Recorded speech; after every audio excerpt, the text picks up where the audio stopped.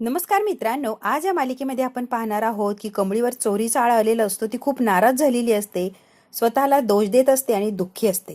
तिला आता समजूत काढण्यासाठी निंगी खूप समजावून सांगण्याचा प्रयत्न करते, पण ती काय ऐकायला तयार नसते. तिच्यासाठी निंगी जेवण घेऊन आलेली असते. तिच्या रूममध्ये एकटीच बसलेली असते कमळी. ती म्हणते, कमळे सकाळपासून काहीच खाल्लं नाही आणि मगाशी पण जेवायला आली नाही, थोडंसं काहीतरी खायला लागणार आहे तुला. निंगे अगदी जबरदस्तीने तिला खायला लावते. कमळी म्हणते, निंगे तुझा विश्वास आहे का ग निंगे, मी काहीच केलं नाही म्हणून? कमळे, येडी आहेस काय ग? मला माहित नाही तू असं काही करणार नाही. हा सगळं काही खोटा आरोप आहे तुझ्यावर. रागिनी काकी, कडू आजी कसल्या बायका आहे तुला माहित नाही का? त्यांचा विचार करायचा, असं रडत बसायचं उपाशी तापाशी.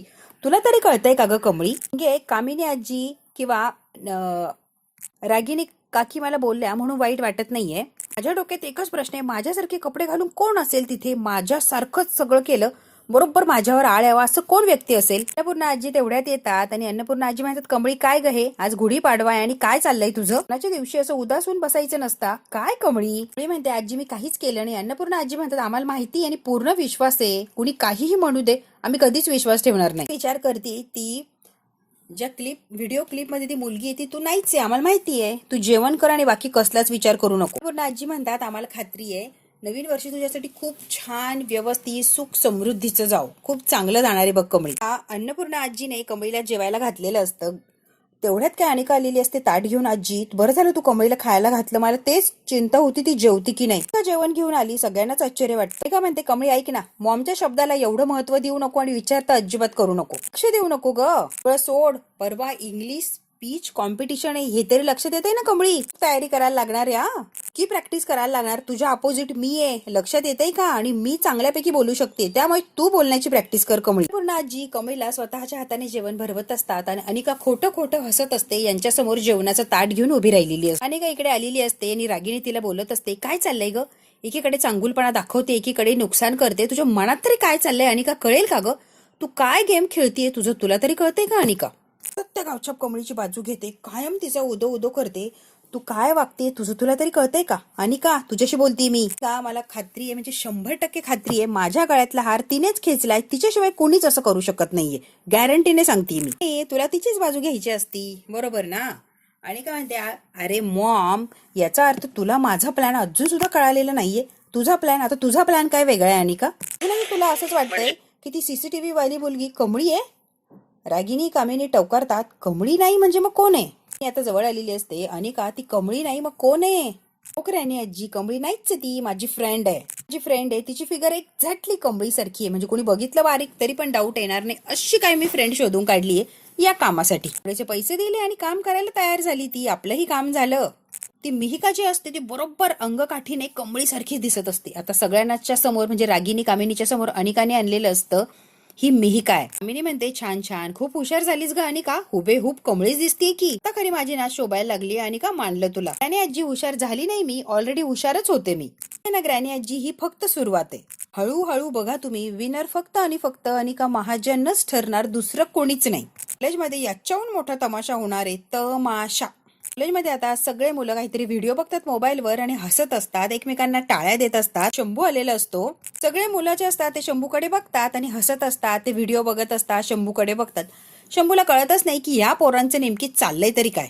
नको ते कमेंट पास करत असतात, खिल्लरबाजी करत असतात आणि फक्त टार्गेट केलेला असतो आपला शंभू. सगळ्या पोरांनी एकत्र खाली बसवलेला असतो हा शंभू आणि सगळे त्याच्या कडाने गोल असे उभे असतात आणि प्रत्येकाला वाटेल ते शंभूला बोलत असतात, टॉर्चरिंग करतात, त्याला मेंटली ते असं हरॅसमेंट करत असतात.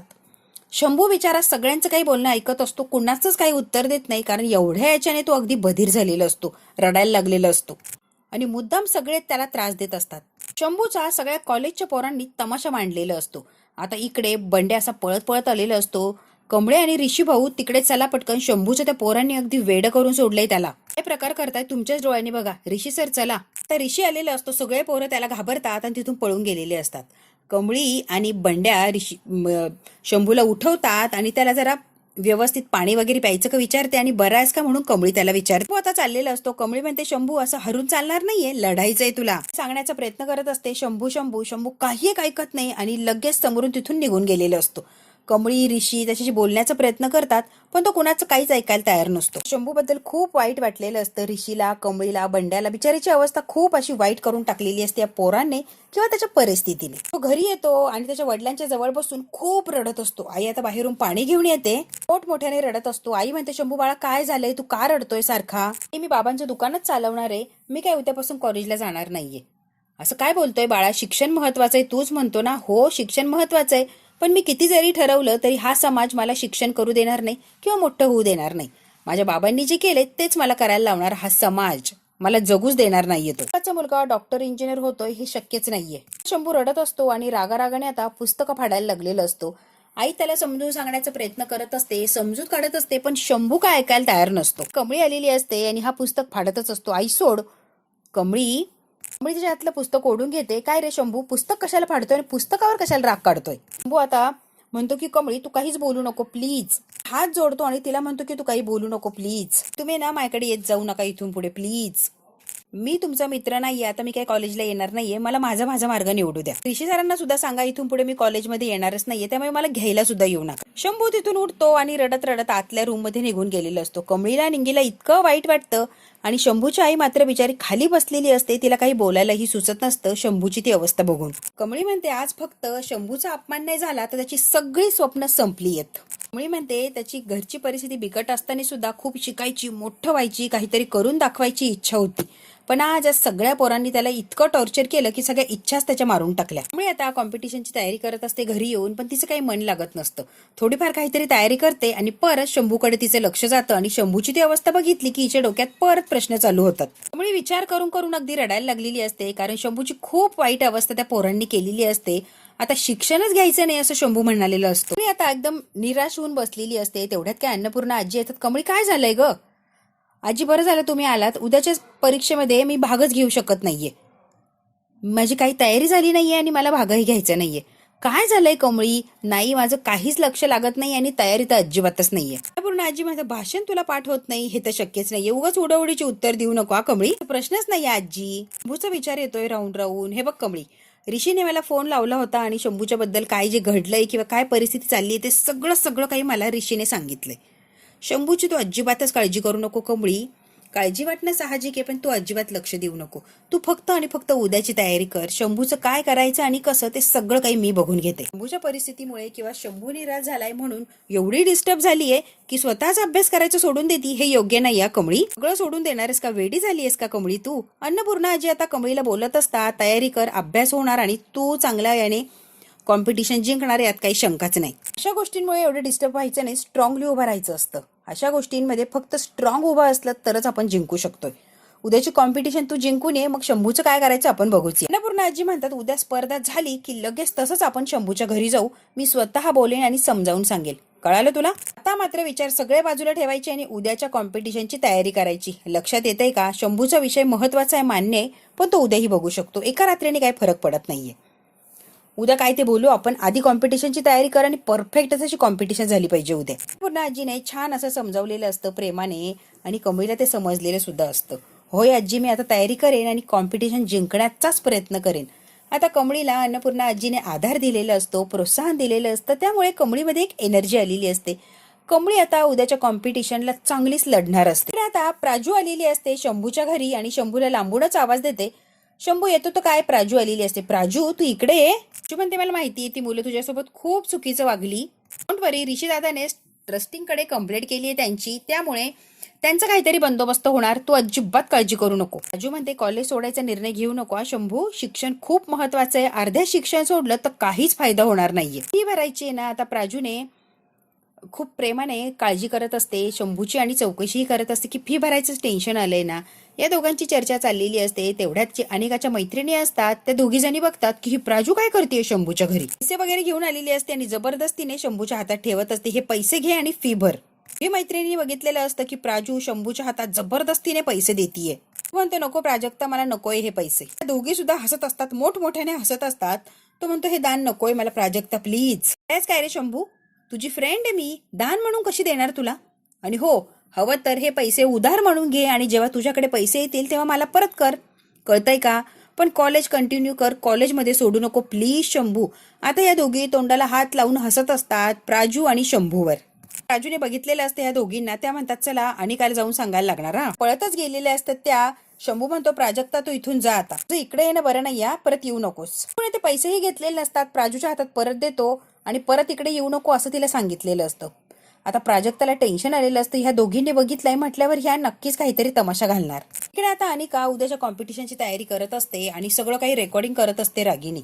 अनिकाने परफेक्ट अशी तयारी केलेली असते आणि अनिका खूप टॅलेंट आहे, इंग्लिश फाड फाड अशी बोलत असते आणि त्यामुळे कॉम्पिटिशनची जिंकणार. रागिनी, कामिनी, अनिका यांना ओव्हर असा कॉन्फिडन्स असतो की जिंकणार फक्त आणि फक्त माझी अनिका. ती गावच्या कमळी काय, साधं तिला नाव सांगता येत नाही तर कॉम्पिटिशन कधी जिंकायला लागली आहे. अनिका मस्तपैकी काय प्रिपरेशन करत असते आणि सगळं शूटिंग करत असते ती रागिनी. आता तिचं बोलून झालेलं असतं. रागिनी म्हणते वा माझा बच्चा काय बोललाय, माझा शोना एक नंबर. रागिनी म्हणते तू जिंकणार म्हणजे तूच जिंकणार मला माहितीये.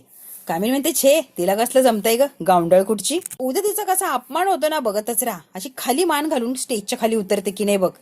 माझा बच्चा जिंकणार म्हणजे जिंकणार. कामिनी रागिनी फार कौतुक करत असते ते अनिकाचं, अगदी उदो उदो करत असतात. म्हणते सगळी काही तयारी केली अगदी परफेक्ट, जिंकणार तर मीच.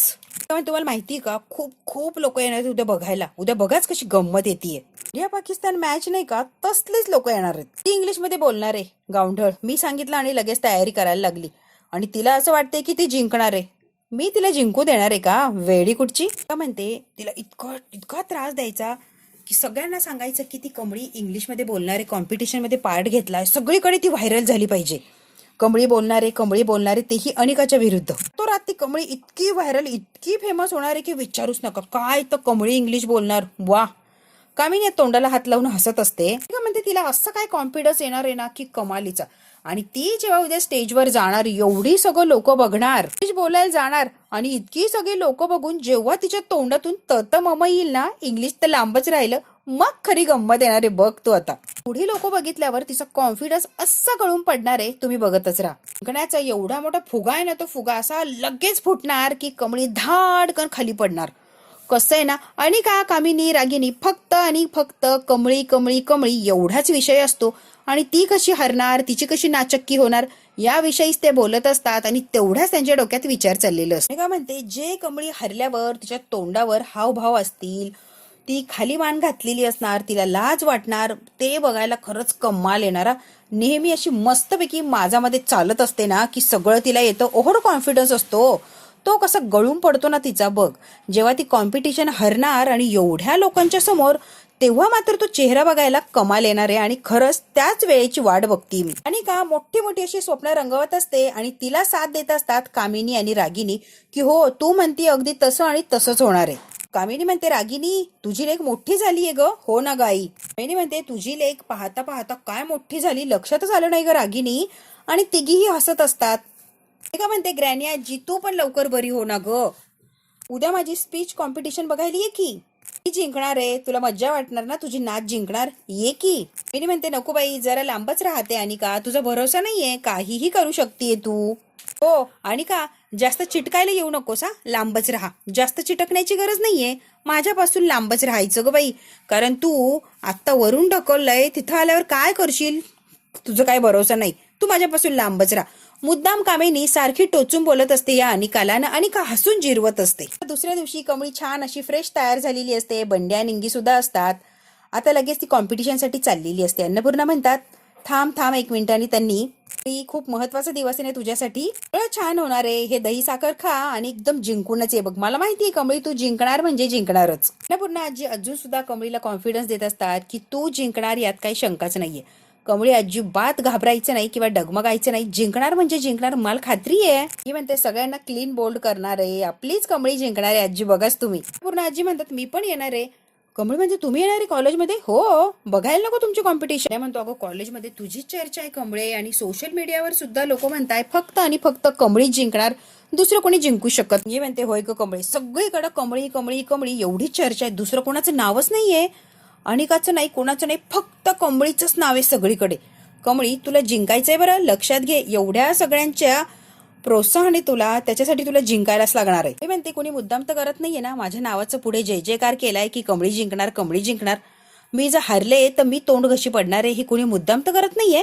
तिला आता या सगळ्या प्रकरणावरून जरा शंका यायला लागलेली असते आणि कमळी आता विचार करते कदाचित कोणीतरी हे मुद्दाम सुद्धा करू शकते. आता तर मला डाऊटच यायला लागेल. इकडे आता अनिका मनाशीच बोलत असते, कमळी टमळी कालपासून सगळीकडे तुझ्या नावाची चर्चा, तूच तूच सगळीकडे कमळी कमळी कमळी, कमळीशिवाय दुसरं कोणीच नाहीये. आणि लोकांना असं म्हणजे अपेक्षित राहणार आहे की तू जिंकणार आणि जेव्हा मी जिंकणार ट्रॉफी सकट माझे फोटो, तेव्हा मात्र बघ काय चेहरा बघण्यासारखा राहणार आहे.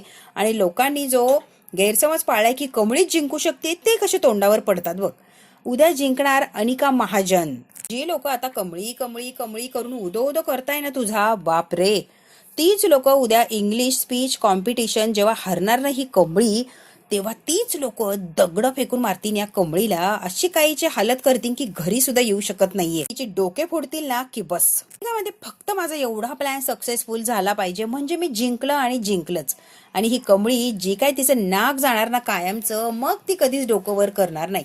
आजचा दिवस फक्त मला जिंकायचं आणि तेवढा मी जिंकणारच. आता कमळी, निंगी, बंड्या तिघेही चाललेले असतात. जाताना आता शंभूला सुद्धा घेऊन जायचंय आपल्याला. जी स्पर्धा आहे ना तो मला सपोर्ट करायला नक्की येणार आहे बघ. जाताना घेऊन जाऊ, तेवढंच त्याला बरं वाटेल ग निंगे. म्हणते चालतंय की 4 लोकात बसला तर जरा त्याला बरं वाटेल आणि फ्रेशही वाटेल आणि डोक्यात जे विचार चालला जरा वेळ ते बाजूला राहतील.